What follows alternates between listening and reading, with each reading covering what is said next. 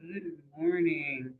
I just came across these two videos with Comedy Hype that they did with Demond Wilson, aka Lamont Sanford from Sanford and Son.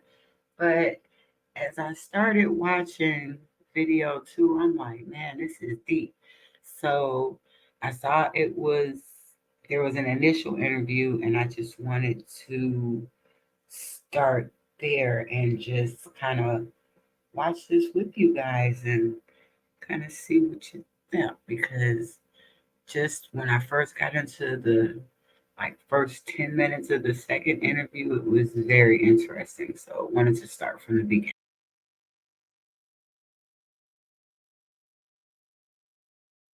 Now, 46 years later, we will have the chance to speak to Wilson to hear more about his story and what he experienced while making history. And honestly, he sets the record straight.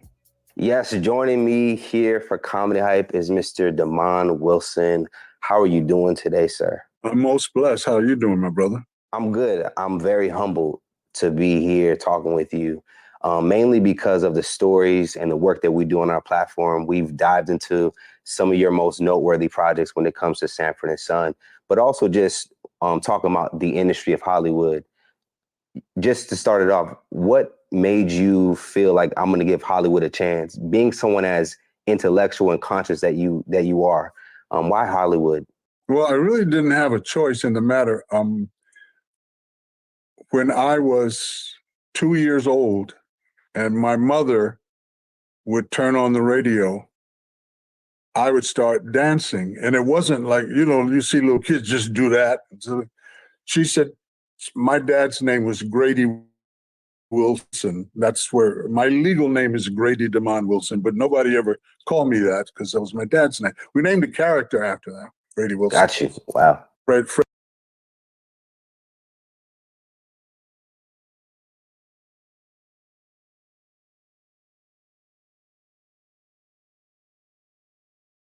Fred's buddy. My mother said, I always wanted my son. My mother had me at the age of 46. She had lost four kids because we lived in Harlem in a nice building, but it was a walk-up building. And at her advanced age, she lost three kids. So she wanted to have a son, and her favorite entertainer was Bill Bojangles Robinson. And she used to say, when she was carrying me to my father, his nickname was Bud, I want this boy, I know it's a boy, I want him to be a dancer. And so when I was 2, she saw me moving, and they put me in those schools that they put talented, gifted kids in. Frankie Lyman was one of them. Leslie Uggams, I know you probably know her. Did you see Sugar Hill? Yeah, some years ago. That's where well, it doesn't matter how long ago you saw it. That's where I'm from, Sugar Hill in Harlem. Understood. The mother of the girl that was going out with Wesley Snipes is Leslie Uggams. Eddie Holman, who's had a hit, like Red used to say, he's going to sing a medley of his hit. Hey there, lonely girl, Eddie Holman. And so she put me in these schools, and they taught elocution, which I wish they do today, because most of these actors, black and white, they sound like they have marbles in their mouths. They don't. Yeah, let's get into it. Huh? I said, let's get into it. The training teams. Wow, guys, he's dropping gems. I think I was still on mute earlier. Bear with me. First couple times streaming.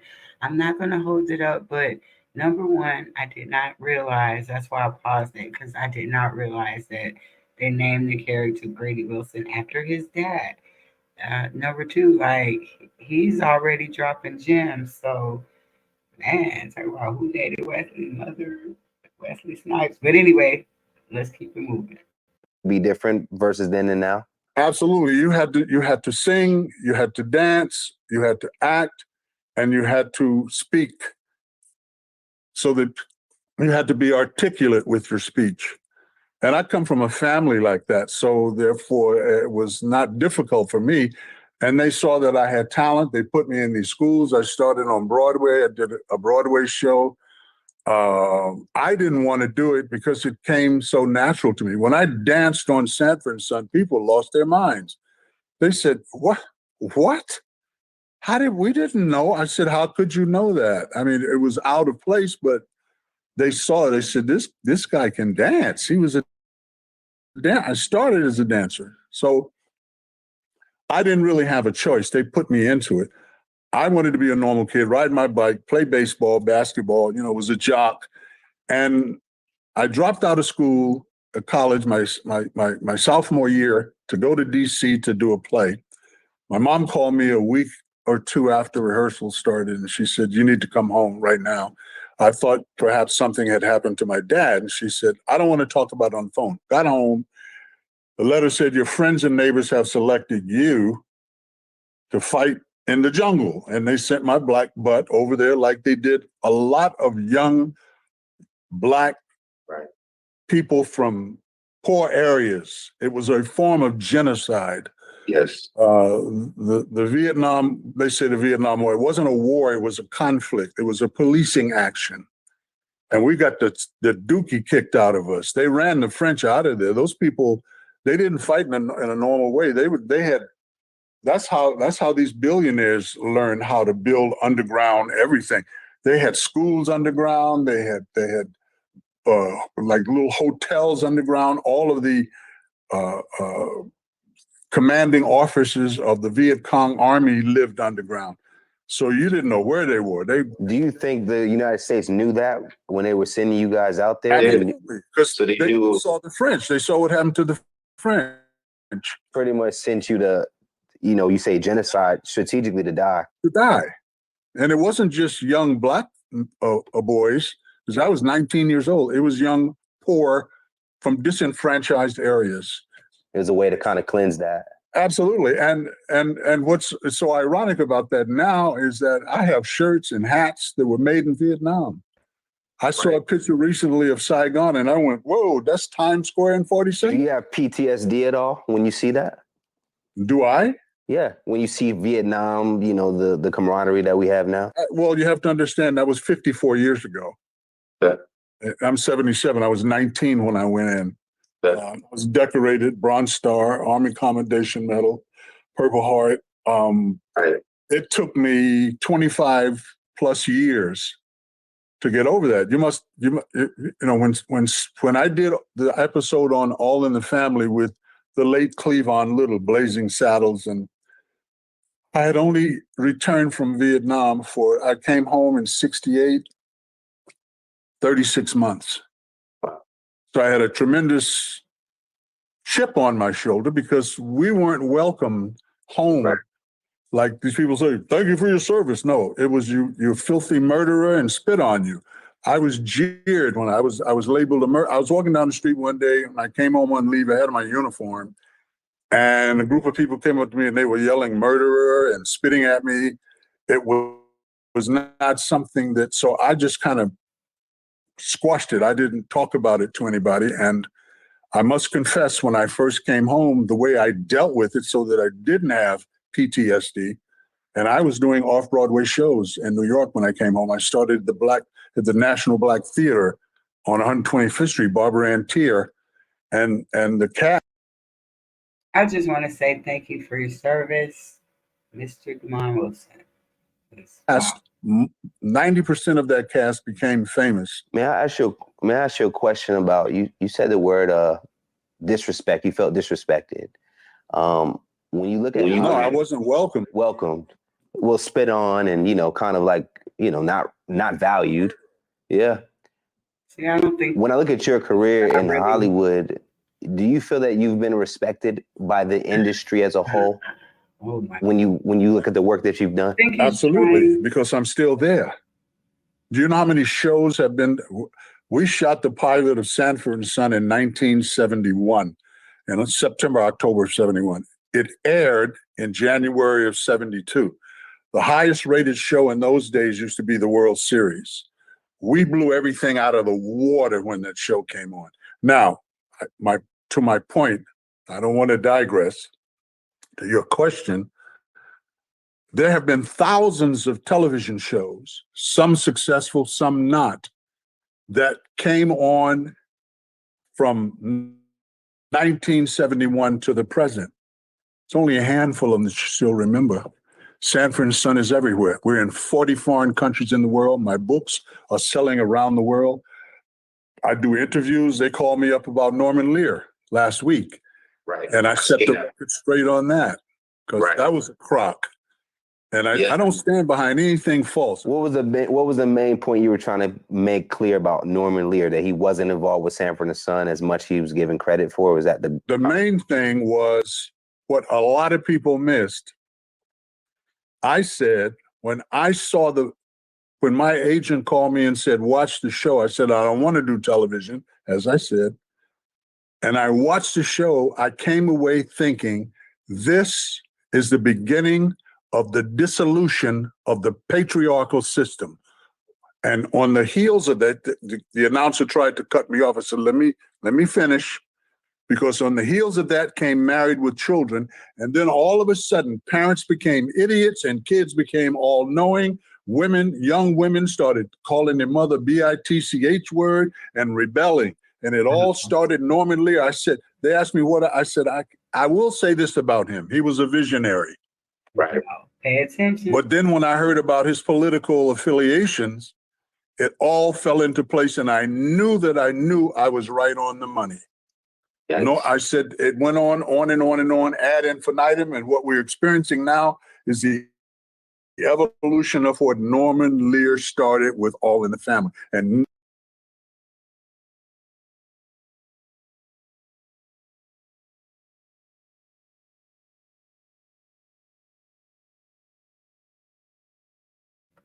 He is not lying. When he says political affiliations, I just want y'all to really hear that. When he says political affiliations, he's not lying. That's what it comes down to. Yeah, we saw, I don't know, I grew up in the 80s. I am Gen X, born in the late 70s. And yeah, I saw Norman Lear's name on a lot of stuff. But when you look behind the scenes, there seems to always be some type of political affiliation.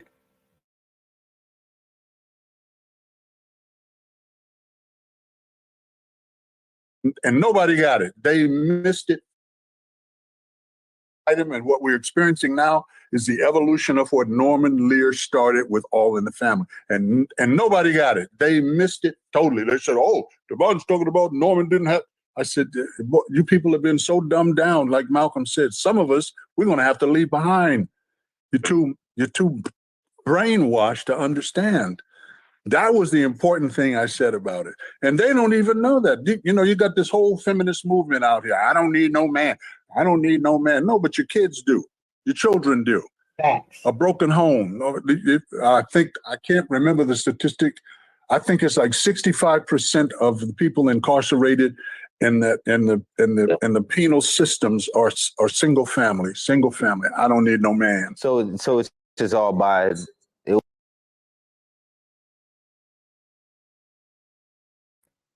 Let me just pay attention for a minute. Did you hear that statistic? Did you hear that statistic in relation to the penal system? So you have a lot of people that I've seen on streams, in the comment section saying, oh, well, 68% of this and that. Please listen. You got to listen to everything, not just what you want to hear. So, anyway, let's continue. Mr. Demond Wilson has got gems to drop. It'll be all by design. I'm guessing they want this, right? I would assume people want this. The system benefits. What do you mean, welfare? Welfare, the patriarch dissolution that you just mentioned. That's because of the feminist movement, brother. Mm-hmm. The feminist movement. All of those lesbians back in the day, Gloria Steinem, Black Panther woman that teaches at Stanford University, they were lesbians. The Black Panther Party was a communist organization that was funded by the Rockefellers. What y'all think about that? What do y'all think about that? Seriously. So, was the Black Panther movement funded by the Rockefellers? Is there a correlation between Gloria Steinem and the feminist movement? Like I said, if you look at my description, we are here to discuss. We are not here for hate, bullying, but we are here to discuss these issues. Do you think it was the feminist movement? Do you think this is a real correlation to what Mr. Wilson is talking about? I kind of think that the interviewer, he's not vibing deep enough with Mr. Wilson, but I appreciate that he's trying. So let's go. That's the number one thing. so, I mean, you got to understand. I came back to the world from the jungle when the Haight Ashbury, the hippies. I hate to use that cliche. Hated the government, everything about the government. They hated Nixon. They wanted to stop that war over there in Vietnam. Yeah. And the feminist movement has killed it. And these women walking around here, they're not being taught by their mothers to be wives. To kind of reflect on your work, you know, because I love to kind of get some records, set some things straight about that, because there's just different, you know, conversations that are had, but you rarely get to talk to somebody from the actual show. So with Sanford Son, what was the reason why that came to an end from your perspective? I was walking down the hall one morning at NBC, and Red and I never had a crossword. There was synergy between the two of us from the first day that I met him until the last day that I saw him. We never had a crossword. We had problem with other people, but never. I was walking down the hall at NBC, and Abernathy, who was the anchor on the NBC News in those days, came up to me and he said, "Hey, Damon, how do you feel about what's going on?" And I said, "What are you talking about? What's going on?" He said, "You didn't read Variety today?" I said, "I don't read Variety at all. I don't mess with that stuff." He said, "Didn't." I'm going to leave it there. Y'all can go over to Comedy Hype to get the scoop on what it was that he found out and how he found out. But I really just want to kind of skip to the parts where we're really delving deeper into self and how things connect and how A affects B. So This gospel around the world, Africa, Asia. But the question would be, why would you leave Hollywood? You know, like Why do you keep using that word? Why are you using that word? Hollywood is a tiny little place of factories. I worked at an NBC factory, a CBS factory, a ABC factory. Studios are nothing but great big sound stages. Hollywood is a small community. Do you know what that sign up there, Hollywood, stands for? Do you know what Hollywood is? It's a stick that witches use to conjure magic. So Hollywood doesn't mean anything to me. I went to a factory and I went to work. I just did a series in Lynchburg, Virginia last summer that's playing right now on Pureflex, which is Sony based. If you have Prime Video, you can get that network, Pureflex. And the series is called Eleanor's Bench. I play the father of a high court judge. So no, I walked away and went full time in ministry. I've had a calling on my life since I was 8 years old.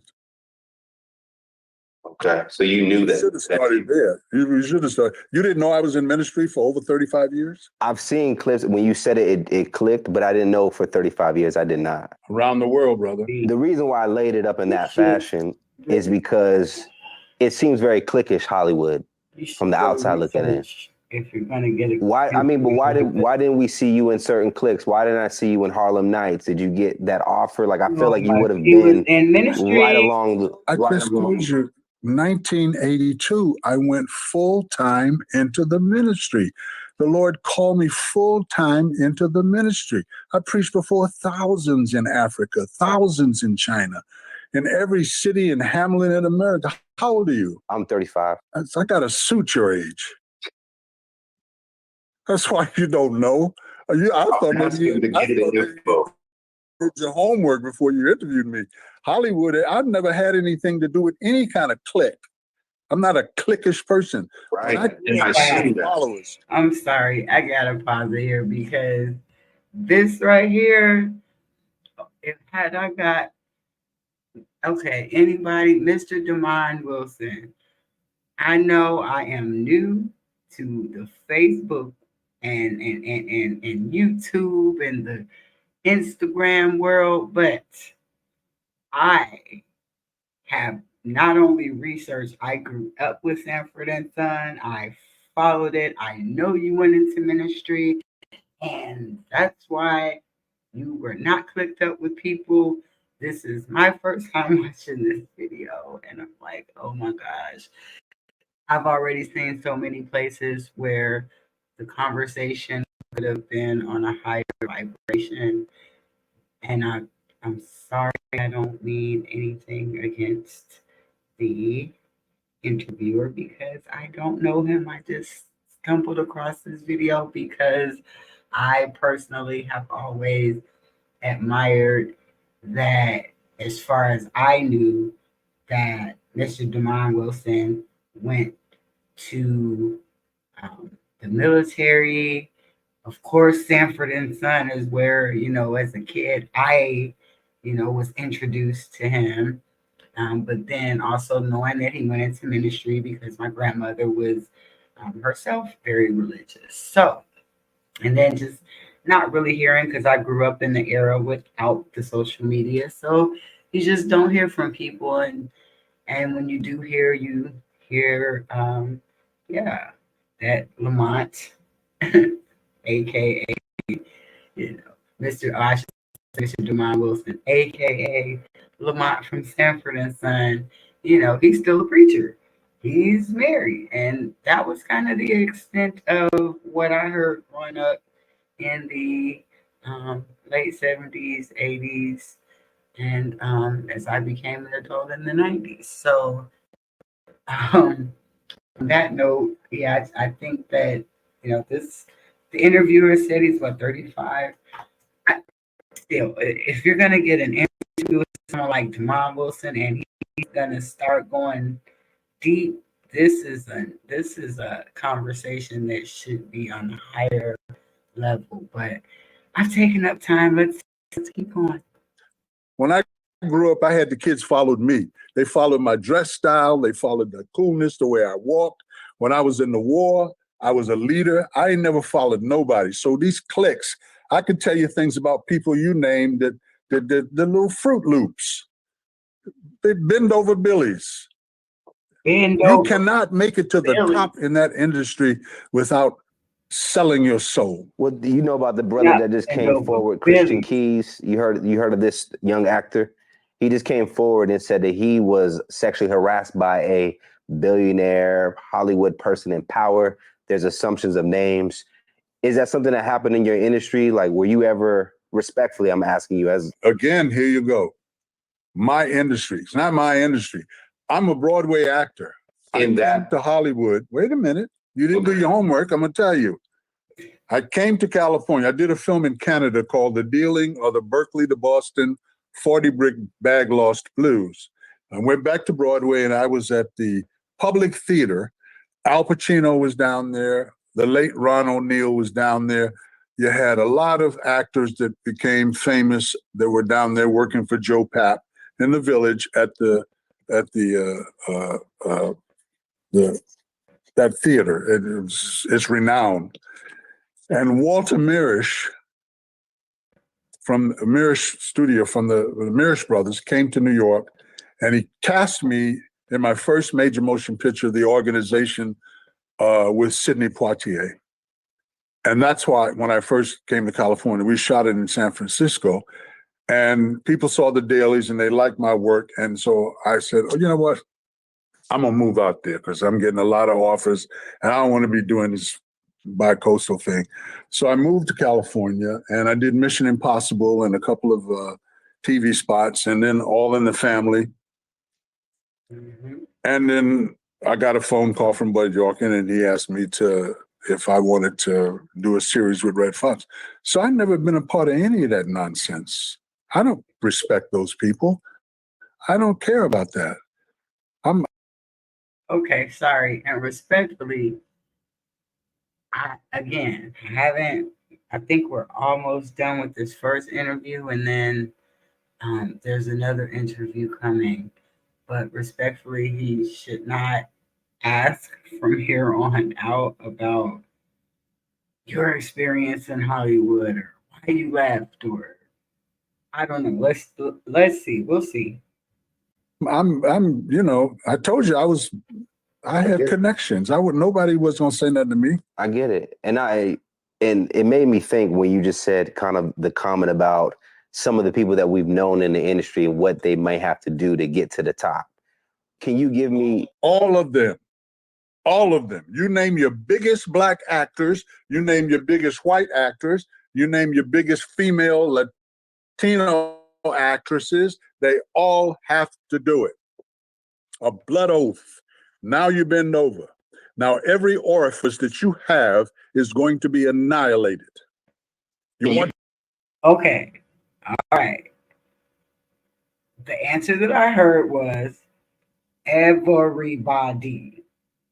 So if this man asked about anybody in specific, if this interviewer asked any more about anyone specifically, I'm going to be annoyed because I just heard this man clearly say, everybody, everybody. The short and the long of it. No, I'm not giving you no names. No. It's out there. If you do your research, you can find out who it is. We've covered a couple conversations, but I feel like you'll be the best person for this question right here. Is there a ritual attached to seeing black men in dresses when it comes to, I know it started around Flip Wilson time and probably before then. What's the ritual that's happening? I told you now, listen, remember what Granddaddy told you when I first sat down here about Norman Lear? Sure. The dissolution of the patriarchal system. Now you got all these guys, they take your humanity from you.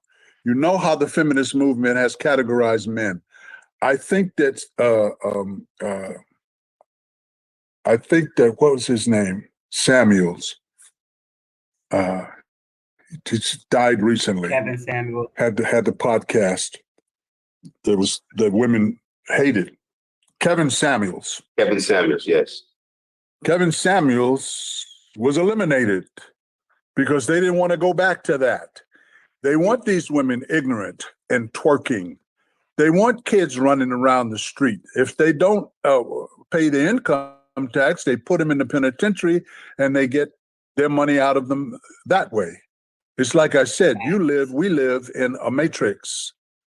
Your driver's license, if you take it out of your wallet, it has your name in capital letters. Your birth certificate, your passport, name is in capital letters. Black people don't question that. Are y'all listening? That means that there's two yous. There's you, the person, and you, the corporation. And you, the corporation, is going to pay America. Presidents have no power, and voting doesn't put a man in any office. They're placed there to do a certain job. They have an agenda that they have to adhere to. So running to the polls is not going to matter. They want people like they are right now, polarized. The difference between Biden and Trump is that one is the flip side of the other. And they got the people running back and forth, back and forth. They got all kinds of genocidal things taking place. That Bill Gates said it. We got to do away with 3 billion people. Right. He's been doing it in Africa, been doing it in India. And black people running to the poll talking about, we got to vote in, got to get someone, get him in there, change everything. It's nothing going to change, and it's not going to go back. When I wrote The New Age Millennium, 26 years ago, I spoke about everything that's going on now. Now, you can call me a sage, you can call me a prophet, you can call me Negro Damas, whatever you want to call me, but all of the stuff in the book is everything that's happening now. Black people laughed at me. They said, what Lamont know about that? Right. That's conspiracy theory. Okay, I'm sorry, because I remember when this came out and my grandma was talking about this book, and she's older than him. She's 92 years old. She was talking about this book and how truthful it was. She made me read it, and I say made because I was young, but I'm glad she did. But I remember people laughing at her like they didn't even read the book, but they were laughing at her like, for real, you reading a book from Lamont by Lamont from Sanford and Son? Man, look, me reflecting on that now at 47 years old, everything he said in there is right now. So, look, oh my gosh, we need to pay attention. Man, let's go. It's a conspiracy, but it ain't no theory. And now they're scrambling, running back and forth, fighting each other. I said, this is not a gender war. It's not a political war.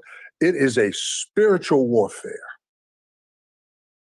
Y'all People listening? better wake up. This ain't going back. It ain't going back. No place. It doesn't matter who sits in the Oval Office. Presidents have no power. They can only do what they're told to do. The educational system, I spoke about it before. The Rockefellers bought the educational system at the turn of the century. And they said, we're going to put curriculums in there to teach people how to be minions, servants of us. That's what the whole thing was about. Kids that go to prep school, private prep school, they go to Harvard and Yale and Oxford, don't have the same education that people go to HMCU universities have. So in conclusion, let me finish, brother. The people that go to those illustrious universities come from wealth, and they're being educated to run the world, not work for it. No. okay.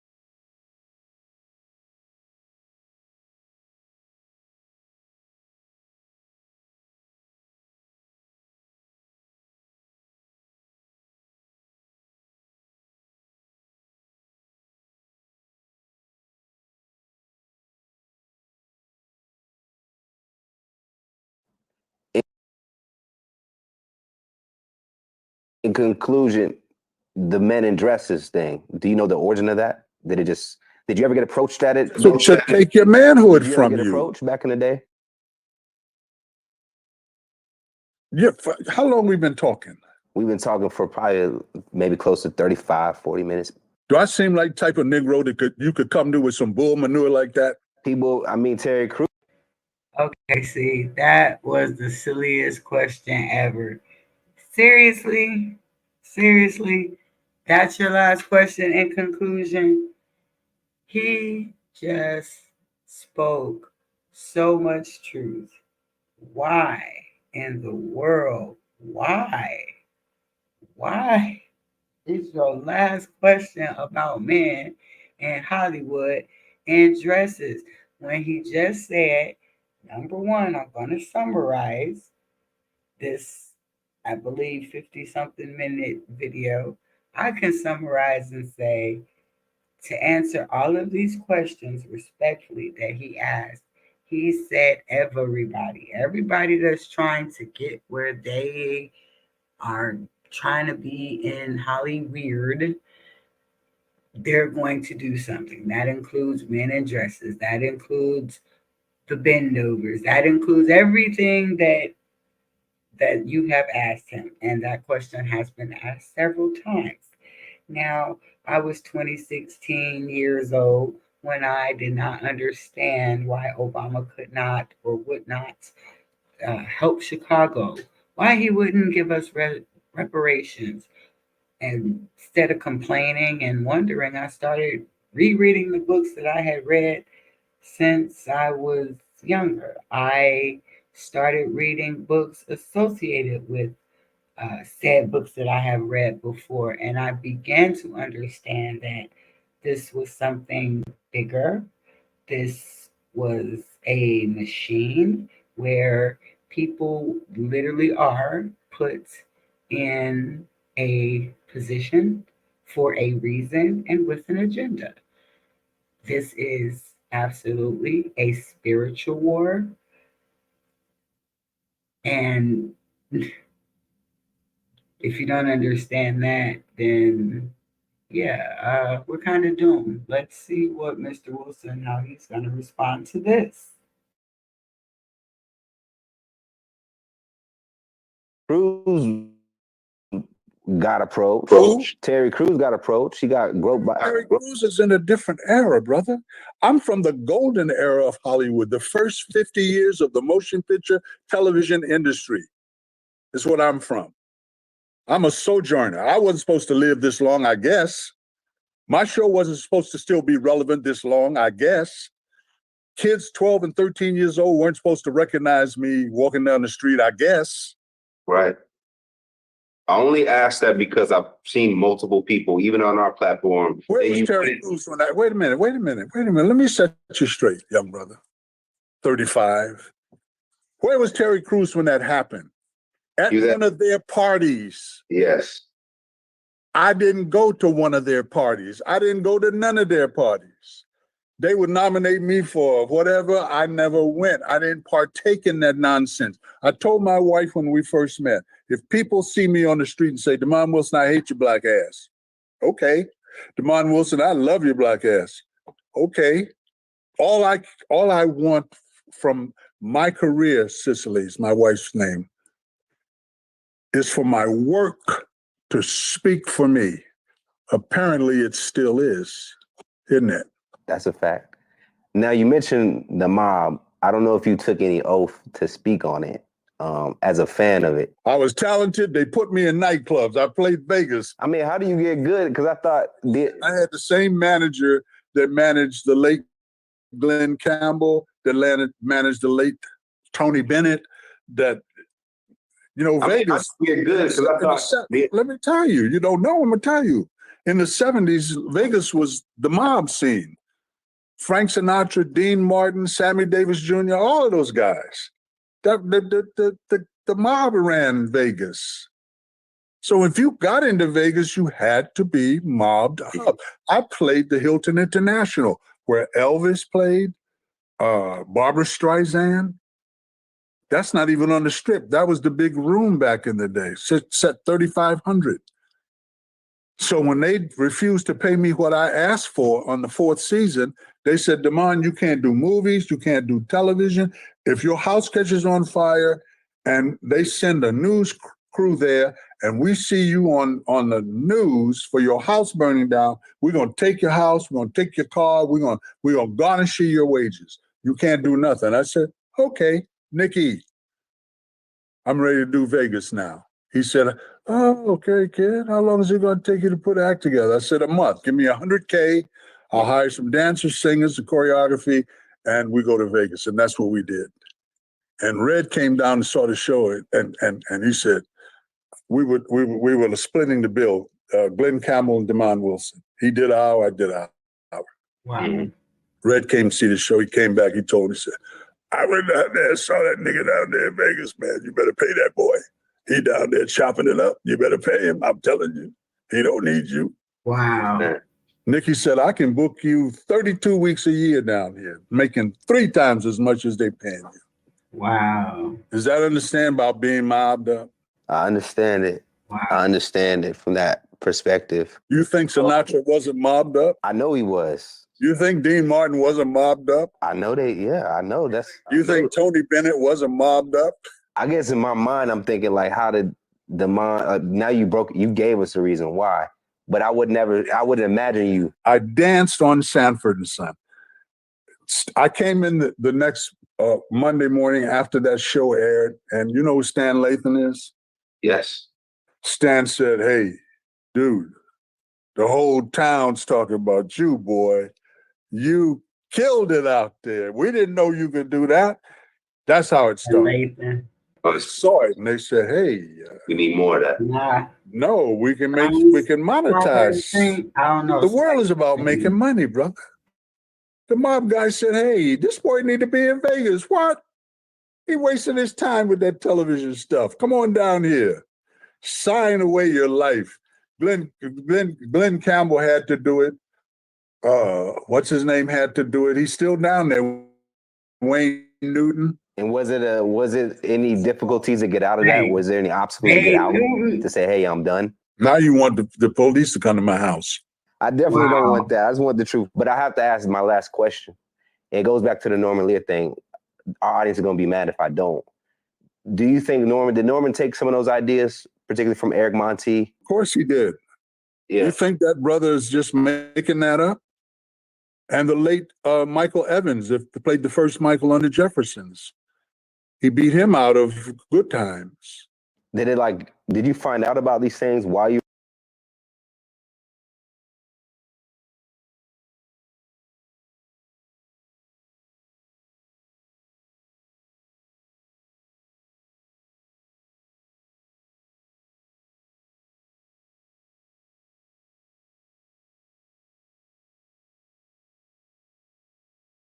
were working with him that he was, moving a certain way? I never worked with Norman. Oh, that's right. He was teamed up with Bud Yorkin, who was executive producer. Broke up. Random Productions.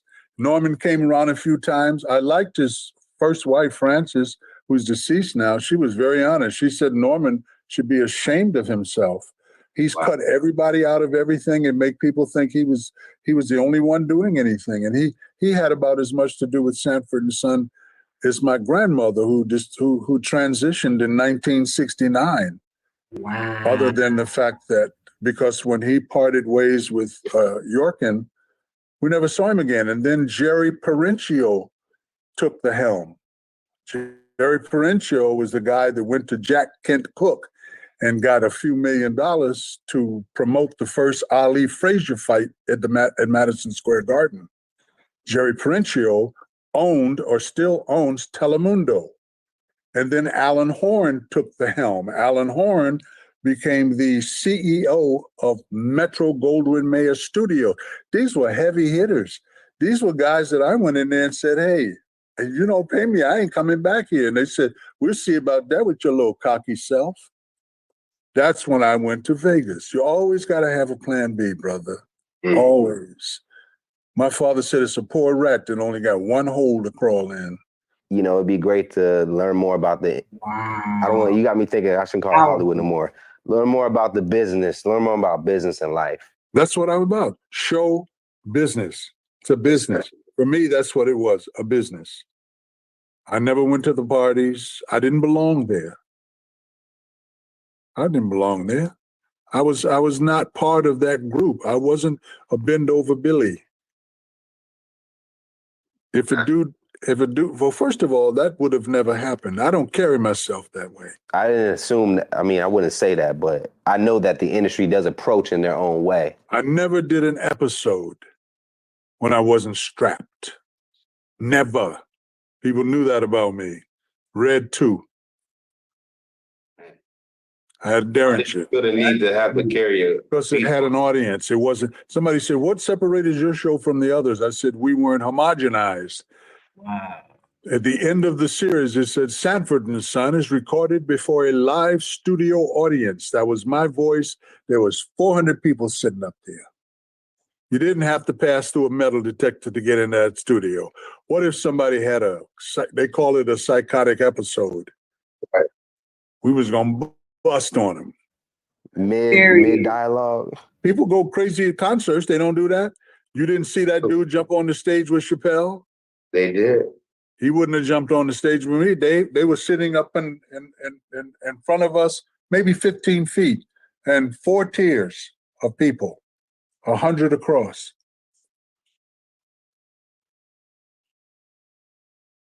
Red was strapped. I was strapped. You get ignorant, you're going to get bust on. In our closeout of this wonderful interview, what would you tell my generation? Like that, what would be the one nugget of like, from a, you know, someone with wisdom and time on their hands? Or serve the Lord, love the Lord with all your heart, strength, soul, mind, and body. Put him first in your life.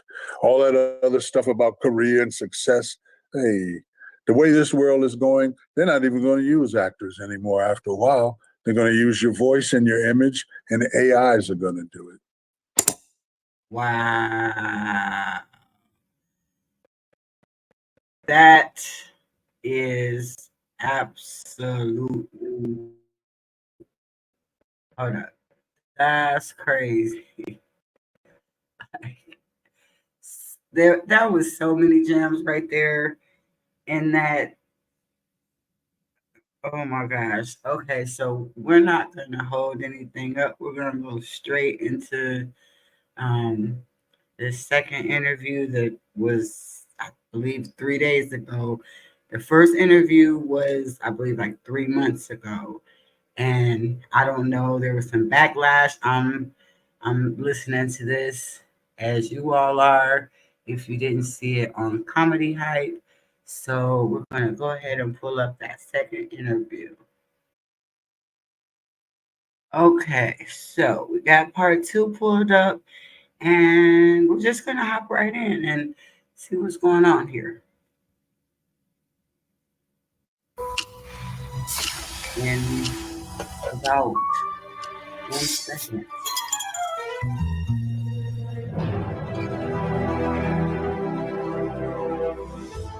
This is Comedy Hype. That's interview, and we made it happen, and we are back for another one. How have you been? What have you been up to? What's been the feedback, you know, since the last time we talked? I'm good. I'm good. I hope you're well also. A lot of positive feedback. I posted on my Instagram and Facebook and Twitter that we were going to do another pod on Friday the 12th, and I would post when it's going to air. There'd be some rollouts though. And I got a lot of positive. A few thousand people said, I can't wait. You put a lot of light in our lives. You shed light. It's wonderful to hear. This was what I got the most. It's refreshing to hear a person who was in the entertainment industry at the top of his game and walked away without having to kowtow to any powers that be. I mean, people were saying I got to see all kind of things that came from it. Did you get any like backlash? Did you feel any like pushback pushback on some of the things that you were saying? I got one pushback from a young lady, and sometimes people hear what they want to hear, especially if it hits a nerve. Right. And I'm here. Somebody said, well, what's Demond doing podcasts for? He's a minister. I'm here to, in my own inimitable way, to educate and equip. I'm not here to start a following. I'm not here to tell a man or a woman what they should or what they shouldn't do. Those days for me are over. I raised 6 kids, and they're all adults and they're all successful. And I have 4 daughters. And so I would never presume to tell a woman what she can do. What I did say, and she was very gracious in her pushback, she said, no harm, but I don't think you need to tell women what they need in their lives. You're doing more harm than good. And I'm glad that your generation has almost died out. Wow. Yeah, so I said, well, obviously this is a young lady from this generation. I never told a woman what they should do or what they needed. I said, I tire of hearing women say, I don't need a man. Now, you have a lot of women that come from single family homes that the mother told her, you don't really need a man. You get a good education, a college degree, and you can get your own house, your own car, and you don't have to rely on a man. And that's very true. But the ulterior motive behind that was the disparity of the genders. They want to break up the genders. They want to do away with this modern feminist movement wants to do away with the patriarchal hierarchy. And what they don't realize is that the people that are running the world is patriarchal. Those men in the Bilderberg thing that meet periodically in Switzerland, there are no women there unless they're on the arm of a man. Show me one country where women run it successfully. It doesn't exist. So you're being tricked, you're being fooled. So I wouldn't tell a woman, I said, you might not need a man, but your children do. And I have statistics to corroborate that. In the prison institutions, over 60% of the people in those institutions come from single family homes. Suicide for Black men is higher than any other ethnic group. Right. Okay. What we're not going to do is speed past this. This is very, very important. So, number one, you might not need a man, but your kids need a man. Now, and of course, we're not going to talk about what if he and what if he. We're talking about normal life situations. You have people out here because you're mad. That's my kid, that's my this, that's my son, that's my daughter. Deadbeat, deadbeat, deadbeat. When you have a million women looking at you crazy, like, man, if my child's father did half of that, but okay, that because that's something that women do not take accountability for, period. And a lot of this, my baby daddy this or my baby dad, whoever, husband, whoever. Sometimes I am not. If it doesn't apply, let it fly. We're not doing that over here. But a lot of times we are calling, and yes, it goes both ways and vice versa. So if you can apply this to your situation and it brings you some type of resonation, then that's what I'm hoping for. This is not to call anybody out. I'm just talking about with regard to this conversation here with Mr. Demond Wilson and Comedy Hype. Now, a lot of times you have women that are demeaning the father of their children because you have a relationship issue. It's not about the children at all. It's about what you two are going through. And that is a great disservice to your children. Yes, sometimes it is on the men's side, but as we know, if you're unmarried, majority, the mother has custody and therefore uses that as leverage. When it's never about the actual children, it's about what you did to me. You did this and you did that. And but do they provide for the child? I mean, crazy.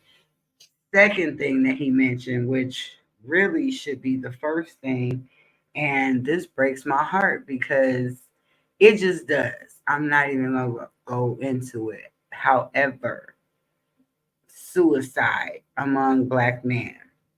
I know if y'all have been on Facebook, what is it, Instagram, I don't know if it's on TikTok. I imagine it is. I'm not on, that doesn't come up in my feed, but all across social media, news reports, YouTube reports, what are we seeing? People going live on Facebook and, man, they are unaliving themselves. Literally. So for the people that we hear about that go live and make the news, how often do y'all think this is happening in real life without news coverage? This is this is an issue. We're under attack, and it has nothing to do with Democrat, Republican. I mean, it's a machine, but the bigger thing again, it's spiritual. This is genders attacking genders. And yes, it's on both sides, but again, for this video, how many people have unalived themselves due to things like their children being withheld from them for no reason when they take care of their children, being oppressed constantly? We're not going to go into the other stuff because I want to go ahead with this video, but I wasn't going to speed past these issues that he's talking about that are very, very much important. As a matter of fact, I'm going to go back just a little bit so that we can re-listen to what he's saying. So you're being tricked, you're being fooled. So I wouldn't tell a woman, I said, you might not need a man, but your children do. And I have statistics to corroborate that. In the prison institutions, over 60% of the people in those institutions come from single family homes. Suicide for black men is higher than any other ethnic group.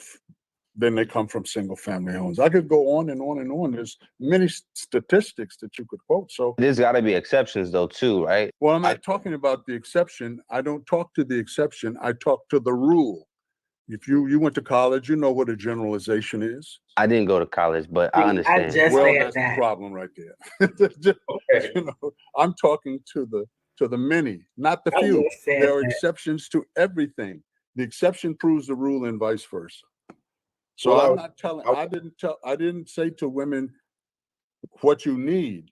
You Mhm. might not need a man, but if you have kids, your children do. I can attest to that. That's what I said.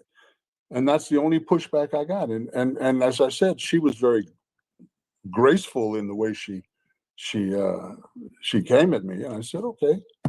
I gave her some words of advice and wisdom. What I would imagine that a lot of women, and unfortunately, because you've been with your wife for how many years now? May 3rd, 50 years. So when you Successful, 6 kids successful. So that's this is where I'm coming from. I look at these people been married 3 years divorced, 5 years divorced. In the Hollywood community, it's a miracle when you have couples that have been married for 20 years, and you do have them. I'm talking about in Black Hollywood. But for the most part, society today, I'm not happy. It's not the job of a man to make a woman happy. That's not my job. Is to protect, provide, and to be there for our children, not to make you happy. You can make yourself happy. What is that happy? Happy is momentary. Well, it's yeah. You give a woman roses, she's happy. You give her diamonds, she's happy. But then that wears away, and now you got to keep doing it. Keep doing it. I'd suggest that you make yourself happy. You find the things inside of you that make you happy. It could be molding clay, it could be painting, could be playing a sport, but not just sitting there waiting for a man to make you happy. That's ridiculous. It's ludicrous. I think typically that's, you know, that's in my generation. It seems that a lot of women do kind of equate maybe sometimes what a man can give them, what he can, that's associated to how she feels.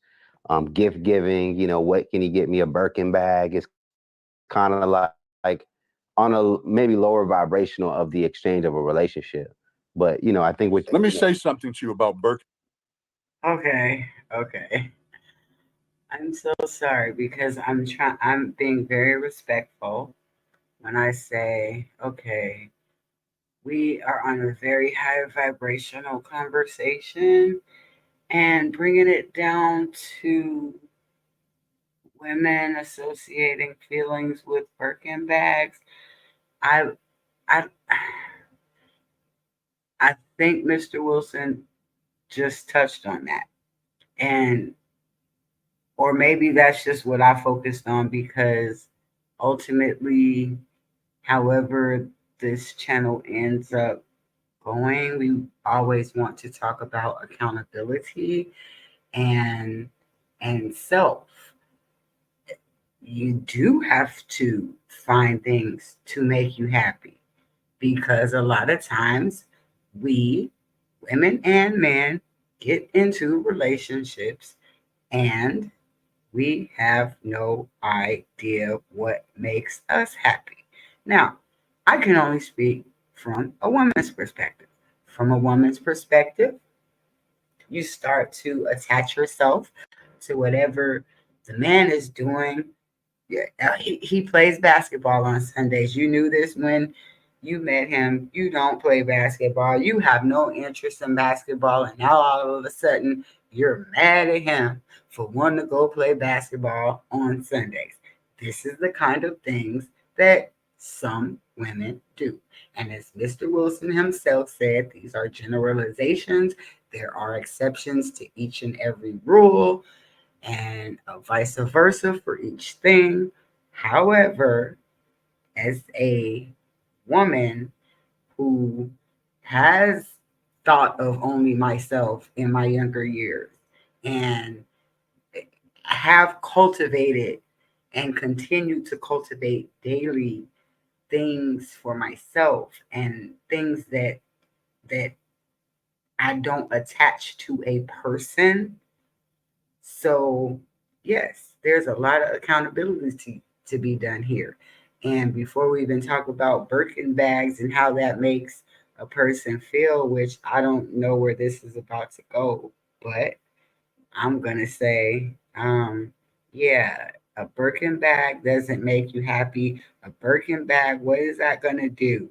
We've already seen, I don't know if it was a meme or a real thing where uh, there was something going around like, do you want a ring or do you want your student loan bills paid? And people were like, I want a ring. Are you kidding me?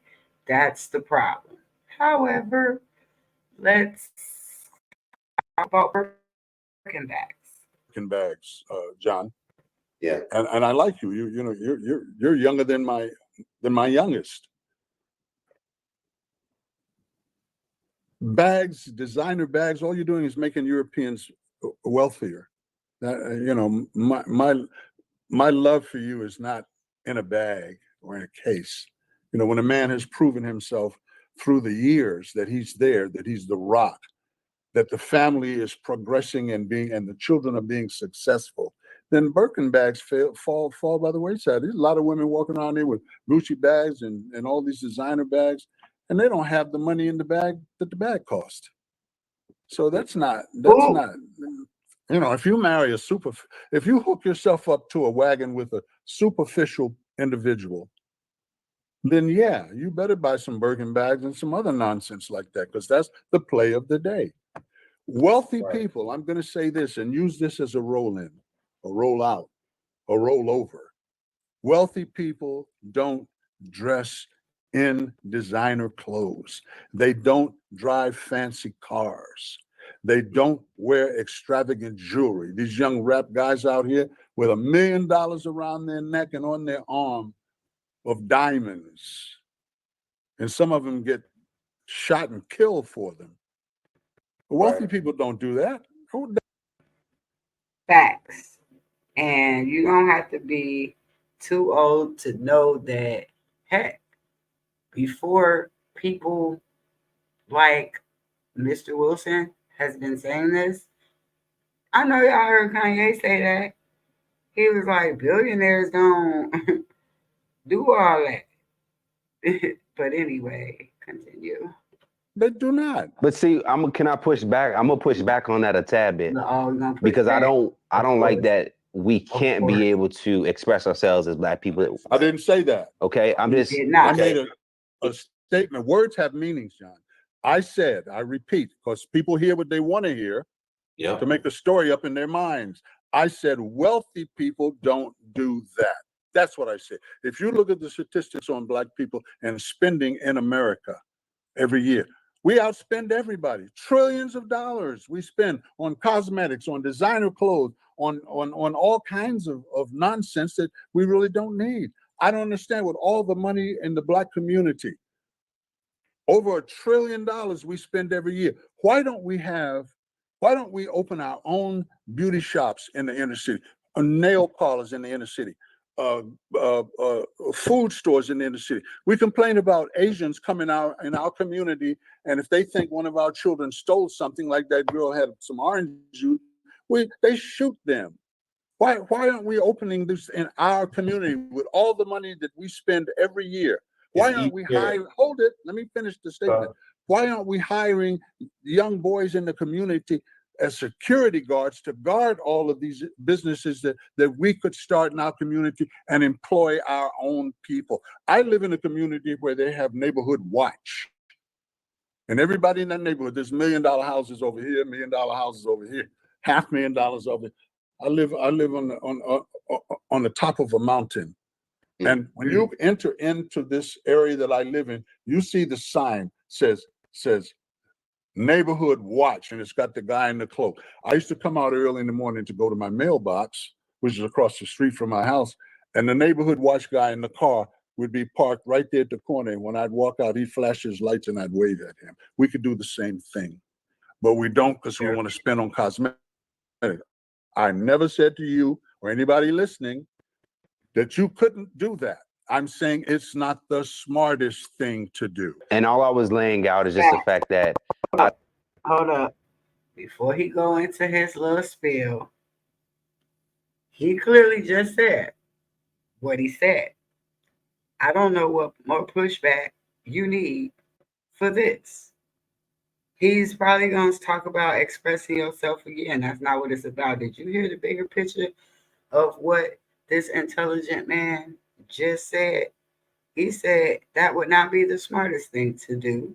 But if we spend trillions of dollars, we need to be investing in our own communities. All right, let's see what he's trying to push back against when Mr. Wilson clearly said it's not the smartest thing to do. I'm not telling anybody what to do. I'm saying this.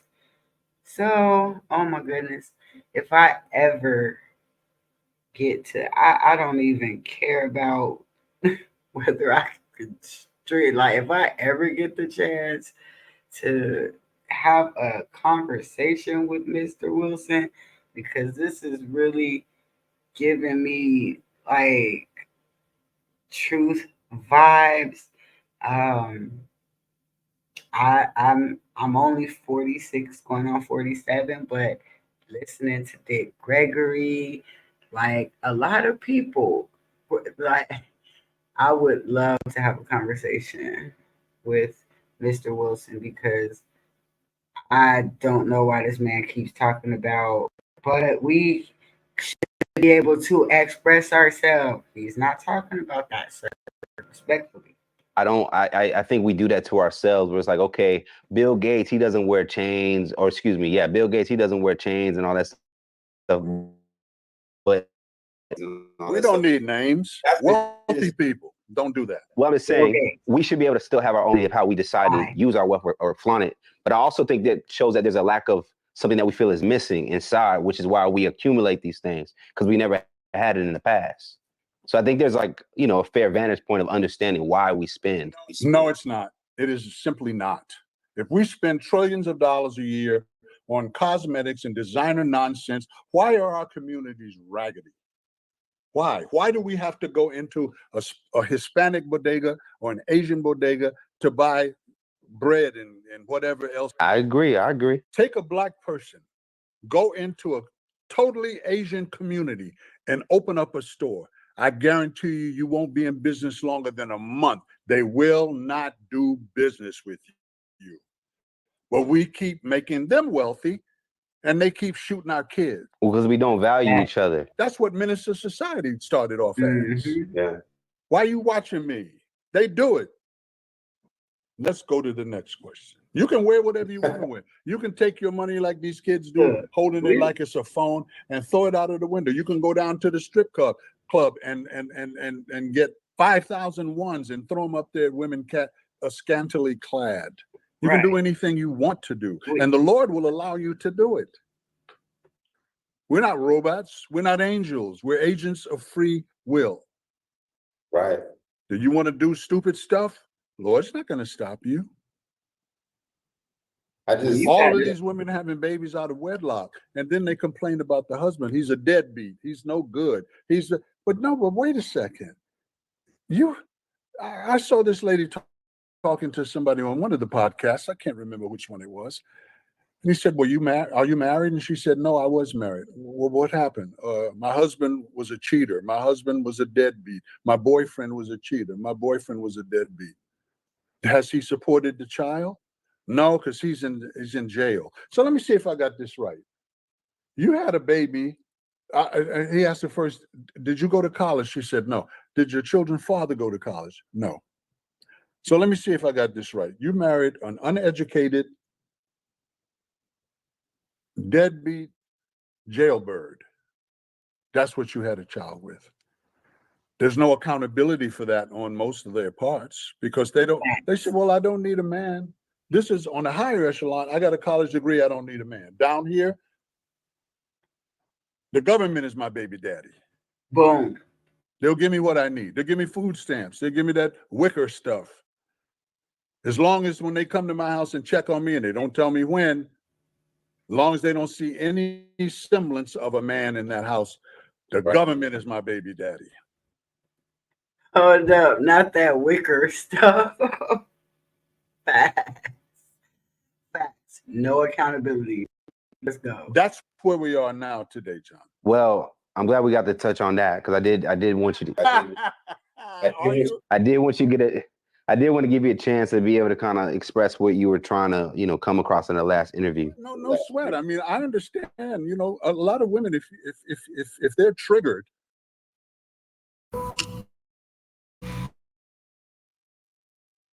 Hey, now seriously, a lot of people do be triggered, so let's just listen to that.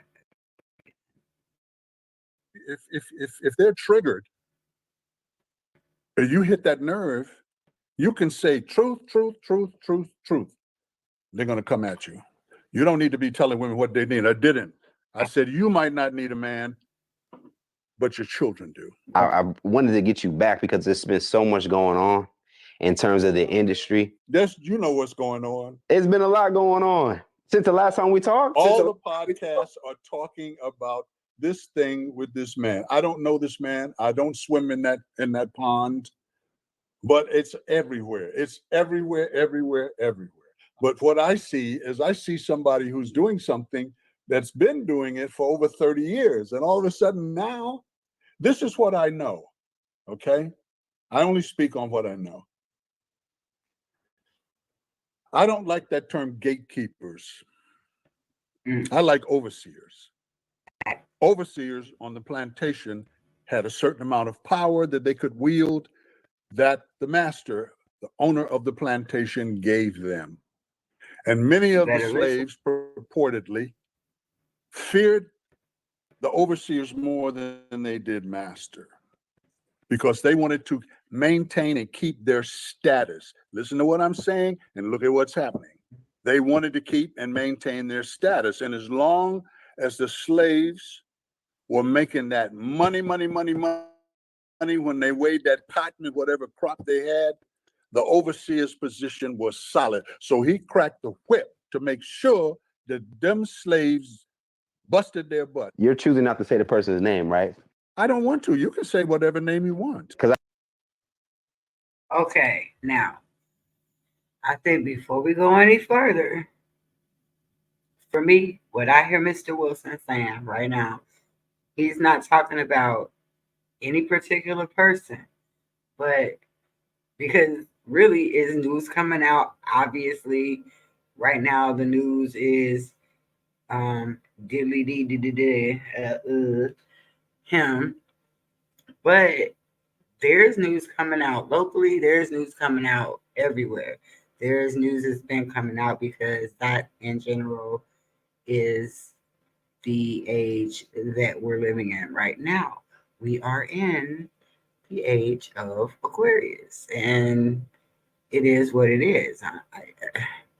But I clearly hear Mr. Wilson not talking about anyone, and specifically, I do hear that he's speaking to people who basically, if you're not living with integrity, if what you say you're doing is not mirroring what you're doing behind closed doors, which we have just seen with that video that has surfaced with uh, that man and Cassie, that I'm definitely not going to be um, putting up anywhere. But everything that is done in the dark is going to come to light. So I mean, just like that man said, oh, this is false, blah blah blah. Anyway, point that he's not talking about. I hear that he's not talking about anyone. It's kind of like if the shoe fits, wear it. And I don't know, not sure why the interviewer is trying to tack like his specific comments with a specific person. But let's continue because this was a very great opportunity. Wow.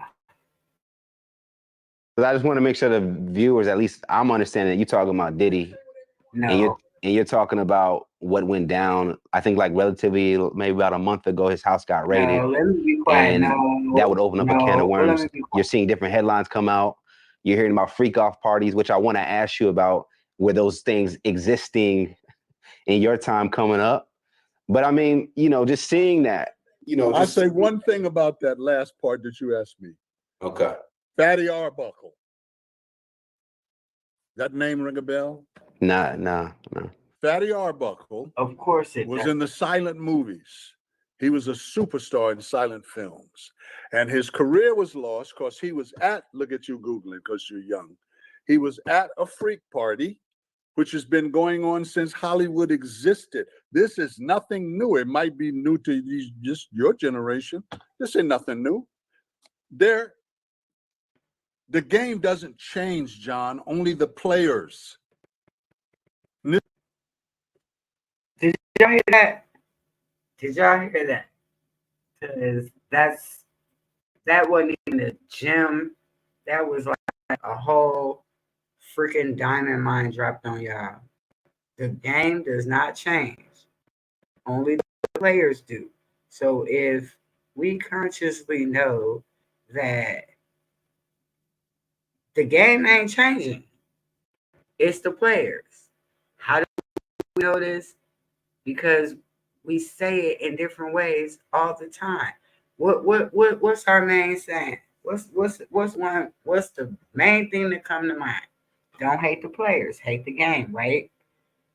That's exactly what all this is. Why does that apply in these small spaces, but that doesn't apply in the bigger picture? I mean, it's not, this is not rocket science. So again, we're going back to, this is a spiritual attack. This is a spiritual fight. This is spiritual warfare. The game is gonna keep going, no matter who. Who Diddy goes down. Okay, who's next? It's gonna be next, next, next, next, next, until we start fighting on a different level, on a higher consciousness, which is not. Oh, what are we gonna do about the system? The game ain't changing. Okay, the players are gonna keep changing. But let's, because I just, if I ever, I'm gonna try to start looking out to see like how can I get in touch with Mr. Damon Wilson, because I'm so sorry that this interview kind of went left. And again, respectfully, I'm not trying to be disrespectful. I just, I have questions.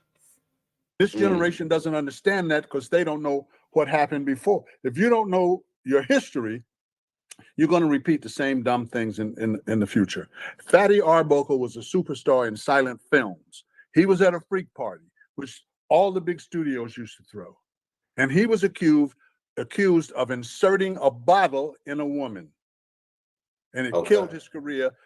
His career became flat as 3-day-old beer. What I know about the overseers, I don't want to use that gatekeeper nonsense. That's a modern term. Right. Mm-hmm. Is that as long as they're producing, they're good. No matter what they do, no matter how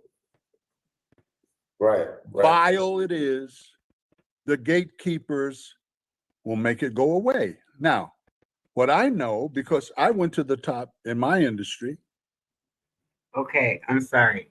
I'm gonna pause right here because when he said that bottle incident, what do y'all think about that? Because that came up in the Johnny Depp Amber Heard trial.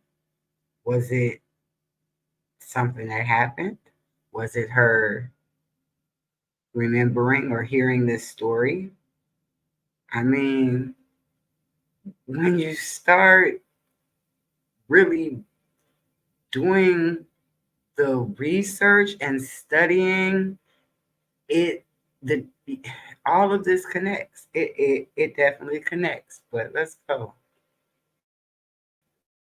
As long as you are making money for the powers that be, you can do anything short of somebody watching you murder somebody. The moment you stop making the money for them, you have no intrinsic value. And I knew that, and that's what I used in the business of show. So I'm not talking about this young man. I don't know him. I don't swim in that pond. It's not necessary for me to bring all these people in, how he took advantage of. They wanted something. He wanted something. If you go to a shore in the Caribbean or even here, and you see a sign that says shark sightings, no recreational swimming. You see surfers out there, you see people swimming out there. They go in the water and come out, nothing might not happen. But then they go in that water and a shark will get them, and that's the end of that. So those waters that these people are swimming in are shark infested. In the motion picture industry, in the television industry, and in the recording industry. Those waters are shark infested. You take a chance to go in there, you might come out unscathed, you might not come out. Yeah. Do you think so what they're talking about this young man is doing has been going on since silent film. Do your research, son. After you hang up, say, that old dude was right again. God dang. Because I'm from that era. I know the history of the industry. So if you want to go swim in those waters, you got to know, you got to be prepared. Look, there are people say Damon was hard on John. He was hard on. Look, my hardness came from the discipline of my mother and father. When I was 8 years old to 18, I was in scouting. When I was 11, Cub Scouts, where you learn handcrafts, 8 to 11. At 11, I joined the Boy Scouts of America. That was before homosexual were raping little boys. This was in the 50s. I was sleeping on the ground in 20-degree weather, putting up a tent, learning how to cook my food, and being a man, how to be a man, how to start a fire with a flint. And then I went into the military. So when I went to basic training, it was like summer camp for me. And then I was in the middle of a war. So I'm not a B male. I'm not a beta male. Wow, yeah. I talk to my sons the way I talked to you when they were 5, 6 years old. My son is a monster. That boy's a monster. He's got respect. He has understanding. He's married. And he's married to a woman of another persuasion, but that's okay. Because he's an alpha. He is at the helm. I don't want to say in charge. See, there they go. The people that are running this world. Listen, let me say this. Mhm. You cannot expect a fox to do anything but what's in his DNA. A lion, you can give him some vegetables. He don't want vegetables. He doesn't want meat that you cooked like they do in zoos. He wants to take the animal down. He wants to taste the blood. You ever see a lion after a kill? His whole face is covered in blood. He's a beast. Facts. Facts. You can't go around a beast and not get slayed. Facts. The thing that this young man is going through could be they have a ritual, an embarrassment ritual, a shaming ritual. Right, but let me ask you this, because with that statement, you said this could be a shaming ritual. Does that mean the person's in on it as well as like this is part of my initiation? Because I saw Diddy in Miami and he was smiling as if. Oh, respectfully,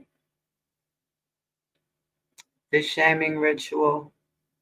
Let's go deeper into it, but why do we have to talk about Diddy specifically? Okay, keep going. If everything was okay. I don't know if this young man, I saw him in a magazine, and I don't want to talk about him, but I saw him on a magazine wearing some pretty zesty clothes.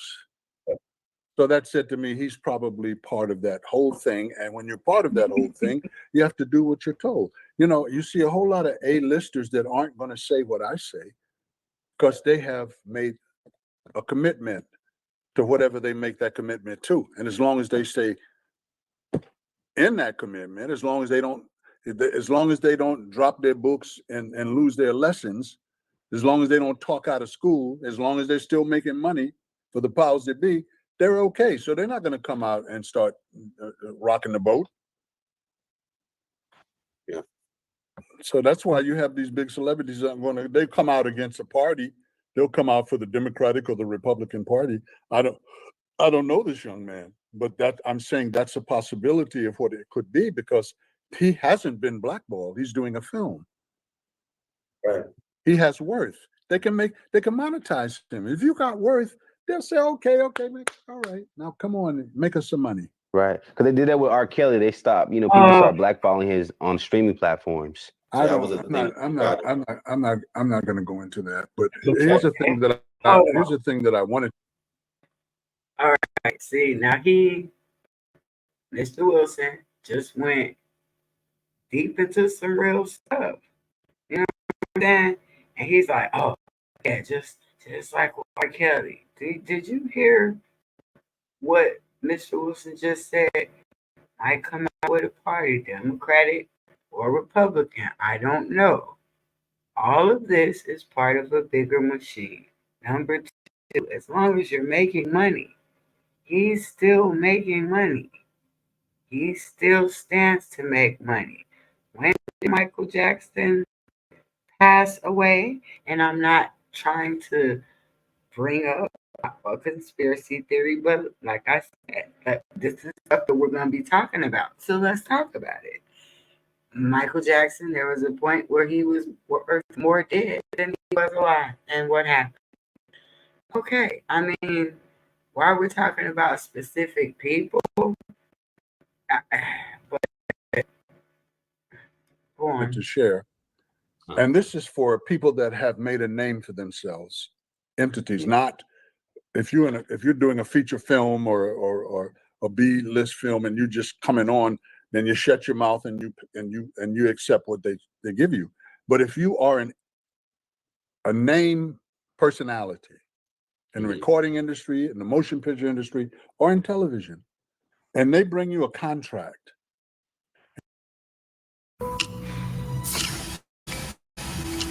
I'm not going to go into that, but Okay. here's the thing that I wanted to share, and this is for people that have made a name for themselves, entities. Not if you're doing a feature film or a B-list film and you just coming on, then you shut your mouth and you accept what they give you. But if you are a name personality in the recording industry, in the motion picture industry, or in television, and they bring you a contract, and you look at that contract, you don't sign at the bottom line until you're happy or satisfied with what they're going to offer you. You don't do the project and then come on the media and complain about you didn't get enough money for it. That's tantamount to a person going into a restaurant, herein is logic, ordering a food, a menu off the menu, an entree, eating the entire plate of food, then calling the waitress over and saying, I want my money back. I didn't like this. That's bass backwards. That's putting the wagon in front of the horse. You don't do that. Now you say, well, what about you when you was in Hollywood? When I was in Hollywood and they would bring me a contract, I would look at it and I would say, I can't sign that. Well, if you want to go on, you have to sign it. Well, then we're not going on. And I get up and wait a minute. What are you asking for? Here's my bottom line. That's it. I'm not going to negotiate that. This is what I feel that I'm worth for this project. Adam Sandler just contacted my PR agent a few days ago, and he is doing a film, and he wants to celebrate comedians in the entertainment industry, and they wanted to use a clip of Red and I. And Mark said to me, "What do you want for it, Damon?" And I said, $5K. So they came back and they said, now I did that because I knew they were only going to use a few seconds of this clip of Red and I. But I went high, and what they settled on, I could live with that. So you don't go in a restaurant, if you take your big husky butt in a restaurant and eat everything you ordered and say, I didn't like it, I want my money back. No. Let me ask you this though, because hearing you say that, I think about Taraji P. Oh my! I'm definitely hearing you loud and clear. I'm just thinking about Taraji P. Henson, Monique. We've seen them come out and be like, "Hey, these things weren't fair." Are you saying that you don't agree with them coming out after doing the project? Hold on, before you say anything. Again, why do you keep bringing up specific people? It's giving like maybe he didn't have any backup questions or something, but there were so many questions that could be asked besides what about Taraji? He literally just answered that for people that signed a contract. He has already stated, I'm not trying to talk about any singular person. I said what I said, but let's go. What she can do. What I did say, and she was very gracious.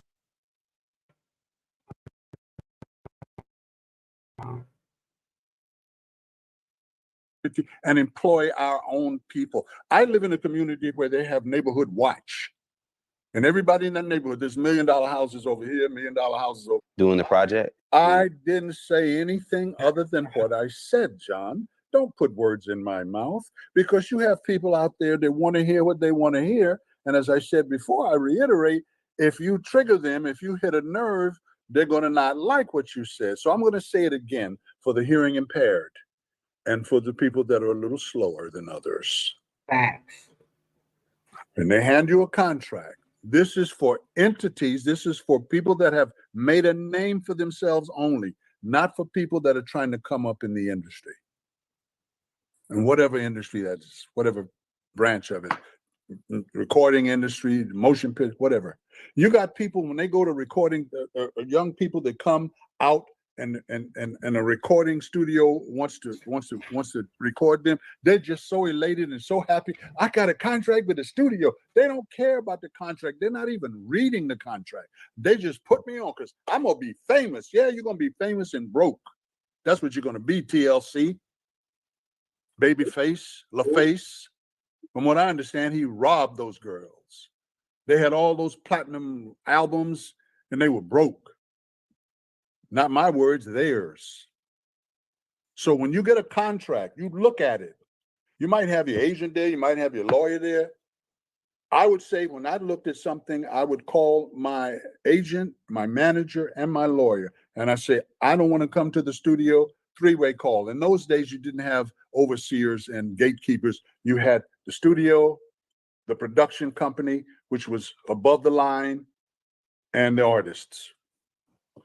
Do a conference call. I'm looking at you, you're looking at me. I can't do this for this amount of money. I'm not going to go back and forth with you. You know what my worth is. Also, my agent or lawyer would get on and say, we know what your budget is. And to pay Mr. Wilson, you have it in your budget. This is the bottom line. Call me. If not, good luck with the project, and I'm out. I'm not going to do it and then call a press conference and say, you didn't pay me what I was supposed to get. And then why they treat me like this? When you do that, you get. My daughter gave me coffee. If you made this black, Yeah. That's a ball, yes? You gotta hold it up a little bit more. It's crystal. Yep. Make it black. What does it become? A black ball. Oh. Thank you. That's it. Stop right there. So you don't do that. I gave you a good analogy. If somebody has a brain, they'll understand what I just said. Well, it seems like if you I can't really speak out understood. against the industry, I'll say we'll do that. Yeah, the game doesn't change, John. Only the player. And people say, no, that was in the old days. No, it's not. I'm saying this is for people that have established themselves. You can say, no, I heard that thing. Finally, I watched that thing with Cat Williams. And he said, this guy likes to party, but you have to say no. That's all you got to do. And walk away. But people are so hungry for fame. If I don't do something in a year, I'll be forgotten. Does that answer that? Don't tell me I hear you. No, it does. I mean, I'm listening at the same time.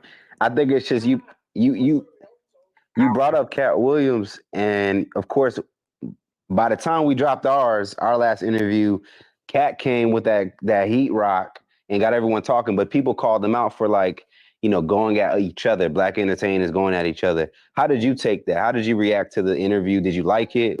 I'm not going to react to anything he does. I don't know the young man. He's very funny, very creative, almost a genius in terms of being a monologist. He doesn't tell jokes. He's a monologist, and he's brilliant. There's no doubt about it. That's why he's filling arenas. However, the person that you don't like, for whatever reason, and there's a myriad of them, John, is not your enemy. The person that doesn't like you is not your enemy. If a white person doesn't like you, that doesn't make him racist, makes him prejudiced against you. The person that you don't like and the person that doesn't like you is not your enemy. The person that's your enemy is power structure, the people that are running the entire show. I learned this in my first year in Hollywood. And I learned it in the business world because this is prevalent in the political arena. It's prevalent in the corporate world and in the entertainment industry. You can only do what they allow you to do. No more. Because they run the show. And if you think you're going to do away with the patriarchal hierarchy, you're stupid. because all of them that run the show are male. And that's what they want. They want the gender separation. I have a friend that I still miss him to this day. He's been gone for 15 years. David was his first name. I'm not going to say his last name. His family's still around, his children. And David was one of the brightest young African American melanated men that I've ever met. When I used to go, he was from the DC area. When I'd go to DC, he would have the top young Black business owners, and he would rent the five-star Asian a restaurant, a room where we would all meet, 15, sometimes 20 of us. And before David departed this world, he wrote a book called The Colorless Millennium. And it was even beyond the book that I wrote. It was way beyond that, because people laughed at it. They said, what is he talking about? Well, if you ever look at commercials now, you don't know what these people are. They could be Asian, they could be Hispanic, they could be white, they could be Black. Yeah. It's indeed a colorless millennium. And I'm seeing more and more and more and more and more integrated couples, a Black husband, white wife, and little mixed kids. I saw people go off on my friend John Amos because somebody put a picture up of his first wife who's white. And they're talking about, I was wrong about James Evans and blah, blah, blah, blah, blah, blah. Right. Somebody said, well, why are these Black men going to white women? They're not. Right. They're not going to white women. They're a lot of Black men are crossing over, especially successful melanated men are. And I say this without any rancor. A lot of those women, not all of them, there's exceptions to every rule that you pointed out, are easier on the eyes in terms of personality. I'm not talking about physical characteristics. Mm. They don't want to contend. You know, you have Black women who are educated, they have a PhD, have a master's, that are delusionally telling themselves that they are captains of industry. They can't get along with a guy, even if he's on their level financially and in terms of career, because they got that boss mentality. They're not wife material. I'm a boss. Right. Okay. A boss don't want to be told what to do. A boss tell people what to do. So, Man, I'm trying not to interrupt, but he is, man, the gems are a dropping. Literally. So many. Okay. I just heard some, and I'm listening out for self accountability. And as a woman who, and I'm not talking about myself, I'm just saying in general right now, in general, as a woman who would be in the market and looking for a husband, but at the same time running around talking about I'm the boss. I mean, and not to be confused with hyping yourself up or anything like that, because there's always a difference. The difference is when we're going above and beyond that hyping of ourselves up, and we're literally taking on the attitude. So, not to say that you're supposed to think of yourself as a peasant or anything. That's not what I'm saying. So, don't twist my words. What I'm saying is, when you have that attitude, I'm the boss. I'm the boss. Period. Period. Pooh. Okay, but also you want a husband. So who's the boss? Because again, this is set up to be patriarchal, and so if that's what you want to be in a relationship, a marriage, whatever, you have to understand, not, and I'm not, listen, pay attention. I'm not about to say you have to understand the patriarchy. You have to understand how men think in order to coexist in a quote unquote traditional marriage relationship unless your contract, your marital contract is different and it specifically states something different. If you're going to get married and you do not plan to obey, because that's the thing that people get caught up on, then y'all, that's something y'all better discuss and how that's gonna work out. That's all I'm saying. So I don't want it to seem like I'm saying that's the problem. I'm saying know yourself, know, make sure the other person knows you, because literally there are so many women out here with the attitude that ain't nobody gonna tell me what to do. Ain't nobody, and I'm gonna do what I want to do regardless. That you can't do that in any. That doesn't work in any type of relationship, romantic or otherwise. Nobody can just do what they do, not consult other people. And that's in a friendship. That's rude. So anyway, let's get back to what's going on because I don't even know what question he's gonna ask. So when you see a guy like Jonathan Majors at the height of his career, What make be with a white woman, He wasn't at the height of his career. it He was make just it starting to make noise. well, just wherever he was at, the fact that he gravitated towards a white woman, you're not surprised by that because now he's with a black woman too. Why would I care? Well, I what just think that love because got at the to end of the day, do. you want to see a representation. My youngest daughter is married to an Italian gentleman who reminds me of you because he's a computer technology nut. He makes a lot of money from it. My both my sons have Caucasian wives, and I look sometimes at their school book, yearbook from kindergarten. I'm not making excuses now.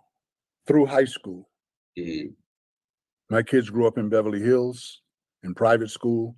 My kids grew up in Mission Viejo in private schools. And I look at their yearbook, maybe two. That's all they've ever been around. They grew up. But how did that make you feel? How did that make you feel? Let me finish so you can understand. When they started entering into puberty, that's all they saw. And I told my wife, this is my fault. I raised them in a pseudo Republican white John Birch community. And my wife said, "Would you want to raise them up in the hood like you did?" I said, "That's where I got my education." But she wasn't going to have that. My wife is Philadelphia society girl. And that's all they saw. That's all they were around. So they gravitated toward that. Did I have a problem with it? No, I put them in that situation because the schools are better here and they have a better. I bought into that, and this is what they have. And they come to my house and they hug on us and they love us and I pray for them. I pray for my kids and their significant other. I had another daughter that was married to a Russian kid and that didn't work out. So no, I don't have a problem with people crossing over. And I was giving you a little bit of an example of why that could be possible. In my case, it was because my kids were raised in that community. They didn't see. I'm going to tell you something, and it's going to sound weird, and I'm not bragging. It's just a fact. Okay. When we moved to Orange County, when my kids started entering into puberty, as I said before, I didn't want to raise them in that Hollywood environment. So we moved to Orange County. And in those days, Orange County was cow pastures and orange groves, the home of people like John Wayne. And at nighttime, at the dinner table, because we always had to sit at the table together if I was in town. And we would say, okay, around the table, what did you have today that you want to share? And somebody would say, I saw a black person today in the supermarket. We go, really? Did you speak to him? Yeah, I waved. He looked at me and waved back. That's how sparse it was where my kids grew up. And I'm not just saying that to try and be funny. It's a fact. We would do. my wife would say, honey, I saw a black guy today and he spoke to me. Usually the black people in those pseudo-conservative communities, they would look at you the same way white people do. Right. They want to be the only ones in the room. Yeah, don't speak to me. I ain't speak to you. So, but they knew who I was. So it didn't matter. I'd go in there loud, hey! I didn't care. Now, I think a good question to follow up that I would like to know is, knowing that, he put his children in, the better schools, and, thinking back about him going to public school, what is his thoughts on raising children now? Just, public school, private school. I don't know. Something delving deeper into that. But let's keep on, because this, I don't know, like, a little under an hour left. That's true. Right. So that could be one of the reasons for it. And the other one, like I said, they're easier on the eye. I'm not talking about their physical characteristics, because I know some beautiful women of color that I was gonna say, yeah, that you couldn't be around for 10 minutes. They don't get along with each other. How are you gonna get along with a man? I see them squabbling among each other. Look at these shows that they have on television. All these women are black and beautiful and successful. And they're going at it, nail into. My mother said something to me. I remember as a little boy, I had my sister, my mother, and my cousin living in the same apartment. We all had our rooms, and they would go at it in the morning. And I was a little kid. I was like 8, 9 years old. And I would say to my mother after they'd go to work, I'd say, Mom, what's going on here? My mother said, let me tell you something, boy. Always remember this. There's no house big enough for more than one woman to live under the same roof. She ain't never lied. And if you say she did, my mama did, I got to cut you. I got to cut you if you say something about my mom. I mean, my question would be more so of, Does that make any kind of sense to you? I understand. Yes, it does. It clearly makes a lot of sense, only because I get it, but I also have a level of empathy of understanding how we got to that condition. Like I'm well aware of those dynamics too. You don't want to open that can. We don't have time. So I was just more so, with the Jonathan Major situation, because that came up in that dynamic. Just when you see how Hollywood treated his situation, were you surprised? He was, a poster child at one point, and now he's like, in this like weird funk. Are you like, what's going on with that? Who's in a weird funk? I think Jonathan Majors is. He's doing a movie. How weird a funk could he be in? In terms of he's trying to get back into the limelight a bit better. He's not trying to get back into anything. He had a bout. Lou Gossett went through something similar. Richard Pryor went through something similar in the day. It was a speed bump. They haven't blackballed him. If he was blackballed, he wouldn't be doing a film. Exactly. So let's move away from him. He's not an example. He's like, this is not anything new. A lot of people think this, though.